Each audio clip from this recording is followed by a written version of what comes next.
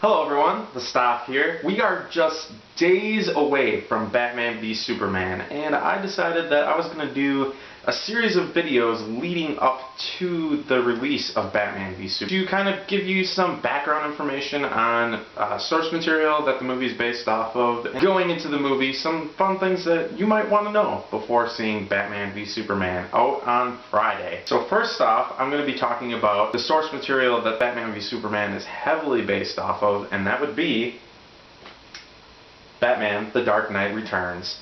This book is about an older Batman. He is a weathered Batman. He's been doing this for a long time, and the story starts off, he's been retired for a while, and the demon that's inside of him that pushes him to be Batman is louder than his voice of reason, and it pushes him to put on the cape and cowl once again to take back his city from the evil that has been growing and terrorizing Gotham City. This book came out back in 1986, created by Frank Miller, and it is very relevant in our day today. That's one of the things that I find most fascinating about this book. It dives into just the chaos that this world is in, this dark, gritty world that this story takes place in, and it's very reminiscent to the times that we are in today. A lot of this book focuses on just the news stories. It goes through different news programs, different news shows, talking about the different things that are going on in this world in the book. And it's very reminiscent to the way that the media is portraying things that are happening in today's world. Just take Donald Trump, for example. The way that the media is handling that situation is very reminiscent to the way that the media is covering things in this book. Batman in particular, that's another interesting thing about this book, is it's tackling the issues of, is Batman a bigger harm than help? Is he the one that's inspiring all these different villains to do the things that they do? Is he the one that's actually making crime rise because of his presence? And people of today who know Batman, who even watch the movies, this doesn't seem like something that's new, but back in the day, back in 1986, this was very new. This was very dark. This was extremely dark for Batman, for comics in general. This book took us out of the campy Batman that we know as Batman 66. That show inspired the books to turn more into that direction. They felt that that's what people wanted more of, was this campy, fun Batman. And this brings us back to who Batman is, the Batman that we all know and love. Now, I'm going to be talking about not only the book, but I also have the feature-length animated film. I say feature-length because this is a lengthy film. I got this for Christmas from my sister, and I got the deluxe edition. Originally, this movie was released in 2 parts. And at first I was like, why would you do that? But I totally understand. This movie runs around 3 hours long. Now, that's not a bad thing at all, because this movie is one of the closest adaptations to a book that I think I have ever seen. It's definitely up there on the top of my list. This movie is truly faithful to the source material. Yeah, they make a couple tweaks and a couple changes within the movie that are a little bit different than the book, but due to time and just other reasons to make the story flow a little bit better, it makes complete sense. The animation is fantastic. The voice casting is great as well. I was a little disappointed that we didn't get the Batman and Joker from the animated series that we all know and love. Batman voiced by Kevin Conroy and the Joker voiced by Mark Hamill, who a lot of you know as Luke Skywalker. I was disappointed that they couldn't get that voice talent in, because I feel like that really would have elevated this movie up to a higher level. But I liked the cast that they chose. I wasn't completely on board at first, but after a while I really got invested into them, and it just blended well. Now let's talk about some aspects of the story that I haven't already gotten into. First off, this story features our first female Robin. The character is Carrie Kelly. She is the new Robin in this story, and I think that this was a very smart and bold move by Frank Miller, especially in the 80s at the time. I'm not just saying that it's a good and bold move just because she's a girl,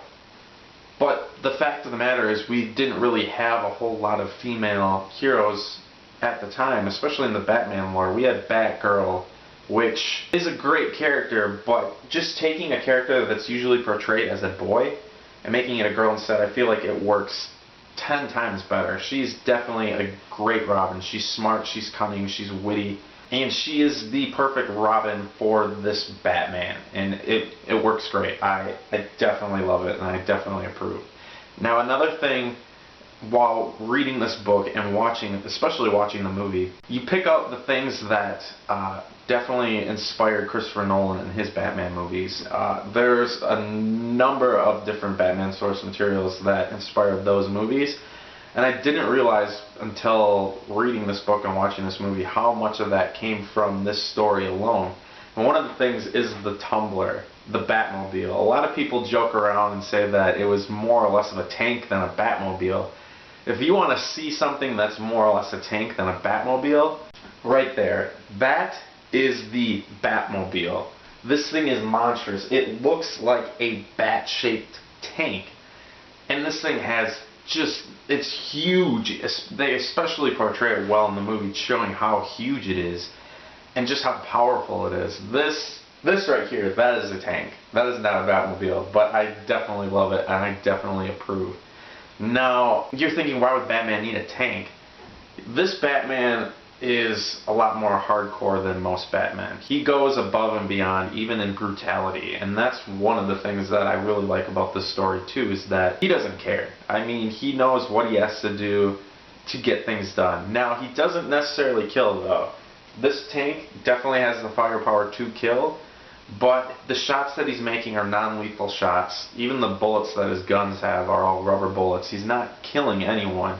He's definitely hurting them a lot, especially, and this story shows this too, just after certain people and after certain characters are confronted with Batman, showing them afterwards with neck braces, arm braces, they're all bandaged up, they are beat to shit, and I love it. And this makes me excited for Batman v Superman too, because Batman v Superman is heavily influenced by this story, which I will get into towards the end of this video. An interesting thing about the movie is Conan O'Brien makes a celebrity cameo appearance. In the book, there's a character that is very reminiscent to David Letterman.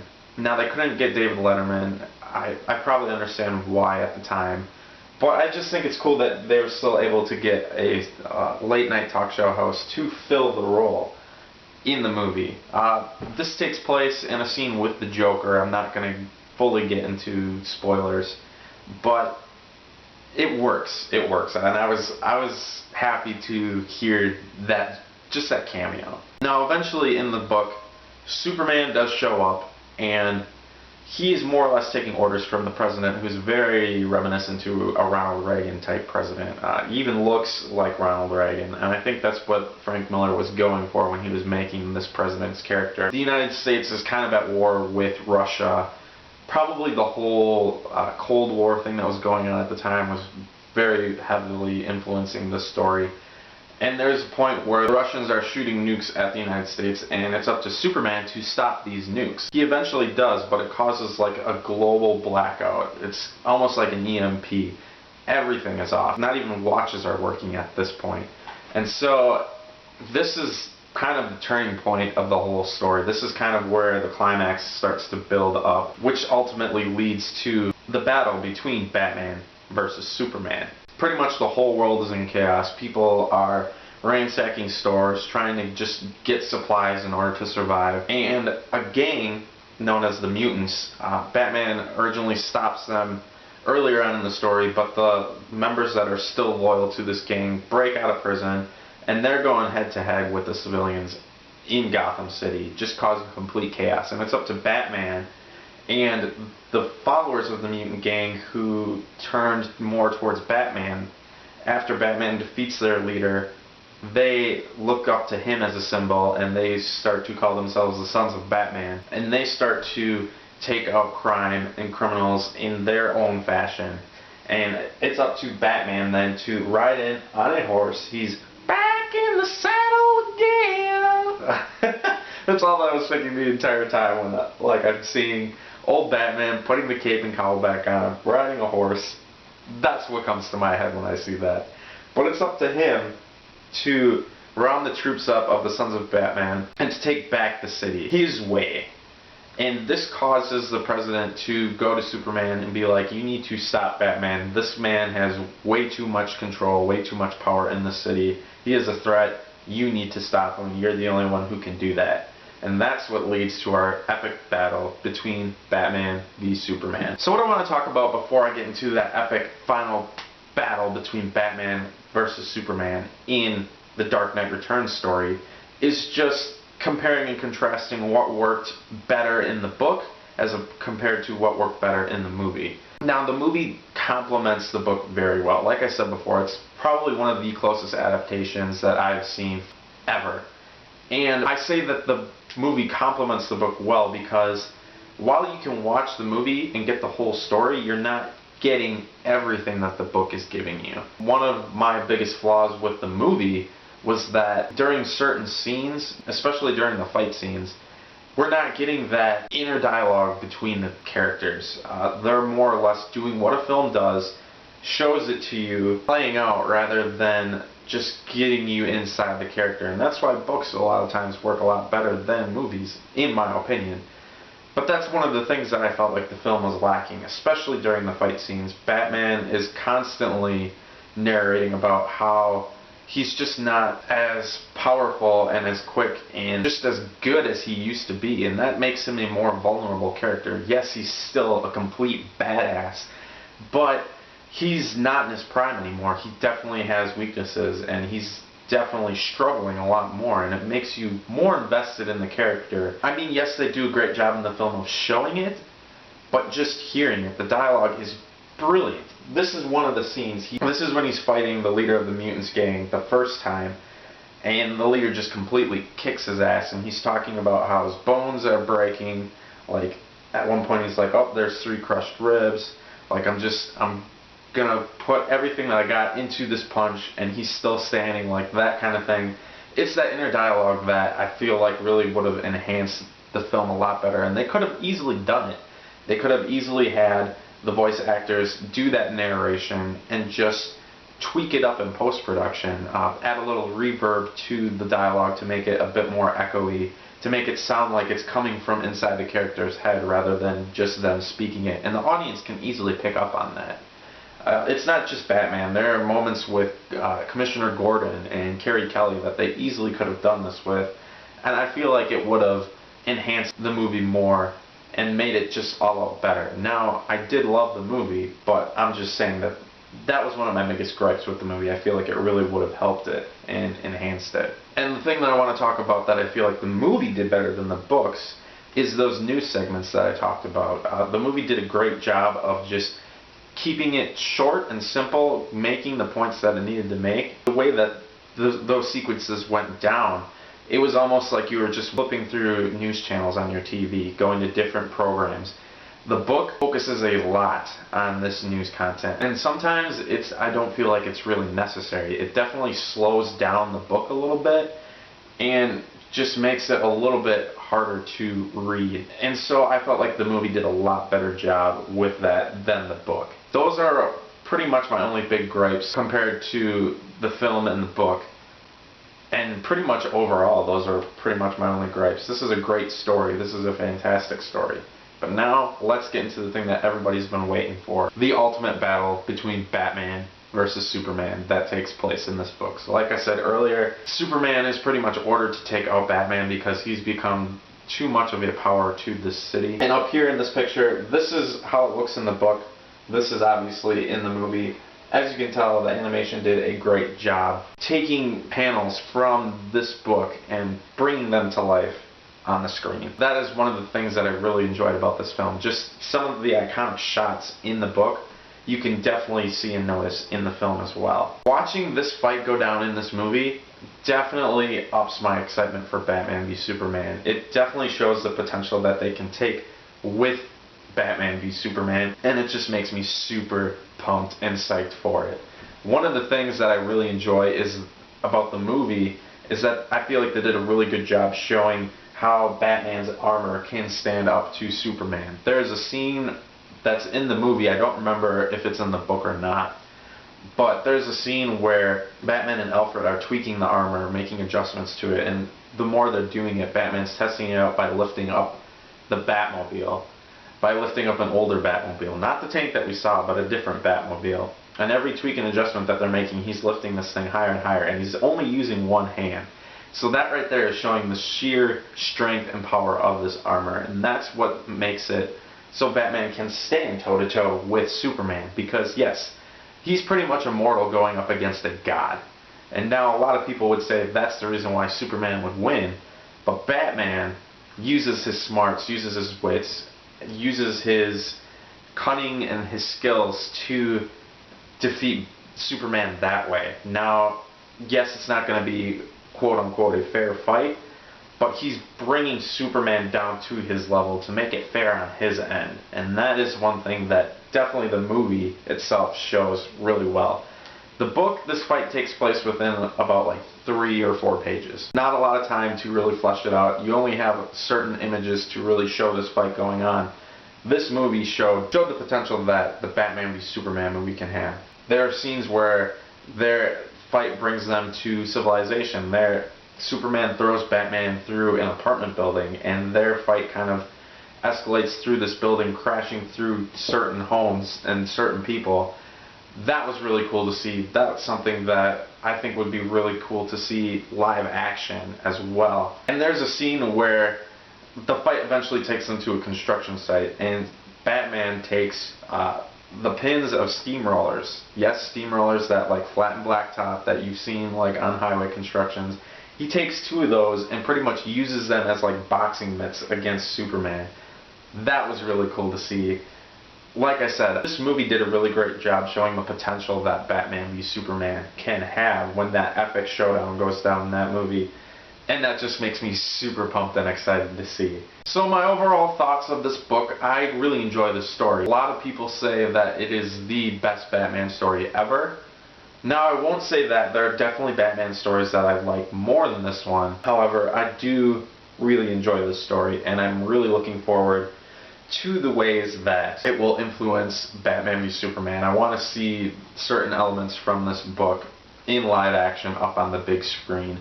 Not just with the fight, but overall in general. Especially Ben Affleck's Batman, who's highly influenced by this Batman. He's supposed to be an older, more weathered, more experienced Batman who's been doing this for a while. I want to see him vulnerable like this Batman. I want to see him, yes, building up as much as he can, but at the same time having his age show a little bit. Being a bit more tired, not being in his prime like he was back in the day. I want to see Alfred working on his muscles, patching him up even more. I want to see him struggle like an older Batman should. I want to see that. It makes him more vulnerable of a character. It makes you more invested in his character as well. So that's my take on The Dark Knight Returns. If you liked this, please stick around for more. I'm going to be covering a lot more things coming up. In fact, I'm going to go through my itinerary for the rest of my build-up videos to Batman v Superman. So I did The Dark Knight Returns, the source material that's heavily influencing at least the Batman portion of Batman v Superman. Next up on my list, this movie came out before The Dark Knight Returns came out, and even way before we would expect to see a live action version of Batman v Superman on the screen. Warner Brothers came out with an animated version of Batman and Superman. Now, I'm not expecting a big fight between the two in this movie, but it's definitely Batman and Superman working to take out the Joker and Lex Luthor, who have teamed up to take down their greatest foes in this movie.